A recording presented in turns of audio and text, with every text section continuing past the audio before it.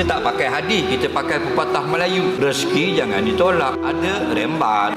Faham lagi? Hadis tolak tepi. Bukan orang tak nak rezeki, semua orang nak. Ya, learning ni gamal rezeki haram.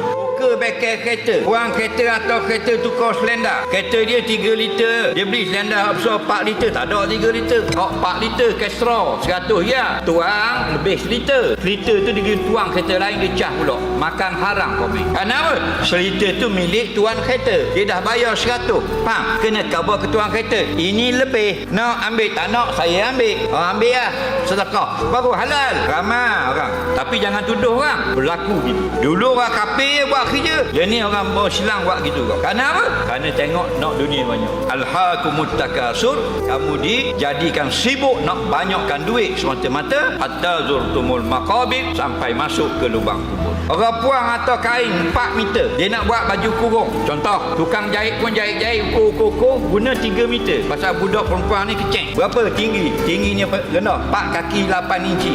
41 kilo je. 3 meter lebih semeter. Wajib kembalikan. Tu pekoh. Wajib kurang balik. Tuan dia mari ambil baju ni, baju dah siap. Upahnya 60. Ni kain lebih semeter. Tu cara dia. Dia rembat kain tu. Haram sampai akhirat. Jual ayam. Ayam seekor dia pun timbang. Okey RM20. Setuju. Tang dia potong kaki. Kaki tak bagi. Dia pun kadang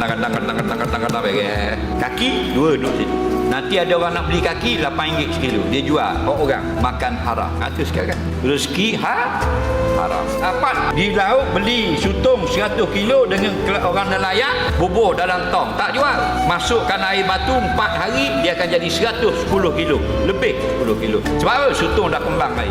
Tujuan ada helah di situ. Makan haram. Buat rumah orang pasang mozaik. Beli mozaik habis RM10,000. Lebih 2 tong. Dia ambil ke kontraktor. Haram. Hanya buat kerja dulu ni. Kerja jabat kerajaan, patut balik pukul 5, paskat pukul 5, dia tak paskat. Dia balik, dia call kawan dia, aku lagi pukul 10 mu tolong paskat aku. Nah, dapat 5 jam tipu. Betul tak? Kalau RM5 sejam, RM25 sehari. 4 tahun buat kerja, lepas MyB sebutik. MyB api neraka namanya. Ini kita nak belajar agama supaya kita insaf dan kita tinggalkan perkara-perkara yang menyebabkan jadi habis haram harta benda kita. Kalau kita tak belajar agama, kemungkinan kita terjebak. Dalam belajar masih terjebak. Sebab tu biarlah kita belajar supaya kita tahu mana halal mana haram. Qul hal yastawil ladzina ya'lamun wal ladzina la ya'lamun. Katakanlah, adakah sama orang yang belajar agama dengan orang tak belajar langsung. Mudah-mudahan Allah berikan kita harta yang halal dan maafkan kita kalau ada terambil harta yang tidak elok di sisi Allah.